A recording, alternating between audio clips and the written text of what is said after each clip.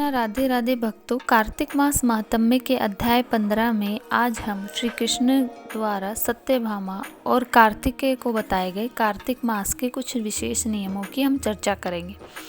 तो आइए श्रवण करते हैं। सत्यभामा ने कहा, प्रभु, कार्तिक मास सब मासों में श्रेष्ठ माना गया है। मैंने उसके महात्म्य का विस्तार पूर्वक सुना, कृपया उसी का वर्णन आप दोबारा कीजिए।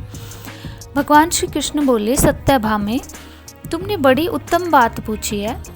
पूर्व काल में महात्मा सूत ने सौनकादि मुनि से आदरपूर्वक कार्तिक व्रत का वर्णन किया था, वही प्रसंग में तुम्हें सुनाता हूँ। सूत ने कहा, मुनिश्रेष्ठ सौनक जी, पूर्व काल में कार्तिकेय जी के पूछने पर महादेव जी ने जिसका वर्णन किया था मैं अब आपको उसका श्रवण करवाता हूँ। कार्तिकेय जी बोले, पिताजी, आप वक्ताओं में श्रेष्ठ हैं। मुझे कार्तिक मास की स्नान की विधि बताएं और इसमें मनुष्य दुख रूपी समुद्र से कैसे पार होता है, और साथ ही तीर्थ के जल का महात्म्य और कार्तिक स्नान का फल भी बताएं।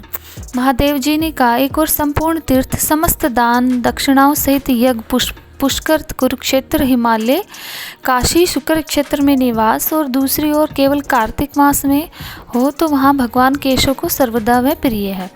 जिसके हाथ पैर वाणी और मन वश में हो और जिसमें विद्या तप कीर्ति विद्वान हो, वही तीर्थ के पूर्ण फल को प्राप्त करता है।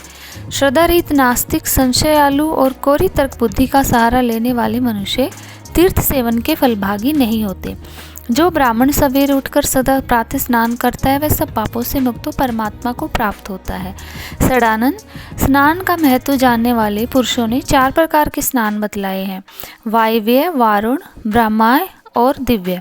यह सुनकर सत्यभामा बोली, प्रभु, मुझे चारों स्नानों के लक्षण बतलाइए। तब भगवान श्री कृष्ण ने कहा, प्रिय, गोधली द्वारा किया हुआ स्नान वायव्य स्नान कहलाता है। सागर आदि जलाशय में किया हुआ स्नान वारुण कहलाता है। आपो ही शटामयो आदि ब्राह्मण मंत्रों के उच्चारण पूर्वक जो मार्जन किया जाता है, उसका नाम ब्रह्मा, और बरसते हुए मेघ के जल और सूर्य की किरणों से शरीर की शुद्धि करना दिव्य स्नान माना गया है। सब प्रकार के स्नानों में वारुण स्नान श्रेष्ठ है। ब्राह्मण, क्षत्रिय, वैश्य मंत्रोच्चारण पूर्वक स्नान करे, परंतु शूद्र और स्त्रियों के लिए बिना मंत्र के ही स्नान का विधान है।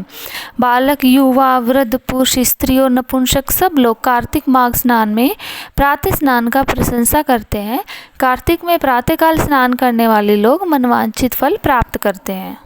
कार्तिकेय जी बोले, पिताजी, अन्य धर्मों का भी वर्णन कीजिए जिनका अनुष्ठान करने से मनुष्य अपने समस्त पाप धोकर देवता बन जाता है। महादेव ने कहा, बेटा, कार्तिक मास को उपस्थिति में देखो। जो मनुष्य दूसरे का अन्न त्याग देता है, वह प्रतिदिन कृष्ण व्रत का फल प्राप्त करता है। कार्तिक में तेल, मधु, कांसे के बर्तन में भोजन और मैथुन का विशेष रूप से परित्याग करना चाहिए। एक बार भी मांस भक्षण करने से मनुष्य राक्षस की योनि में जन्म पाता है और 60,000 वर्षों तक विष्ठा में डालकर सड़ाया जाता है। उससे छुटकारा पाने पर वह पापी विष्ठा खाने वाला ग्राम सुकर होता है। इसलिए कार्तिक मास में शास्त्र विहित भोजन का नियम करने पर ही अवश्य मोक्ष प्राप्त होता है। भगवान विष्णु का परम धाम ही मोक्ष है। कार्तिक के समान कोई मास नहीं है, श्री विष्णु से बढ़कर कोई देवता नहीं, वेद के तुल्य कोई शास्त्र नहीं, और गंगा के समान कोई तीर्थ नहीं। सत्य के समान सदाचार और सत्ययुग के समान युग, रसना के तुल्य तृप्ति का साधन और दान के सदृश सुख, धर्म के समान मित्र और नेत्र के समान कोई ज्योति नहीं है।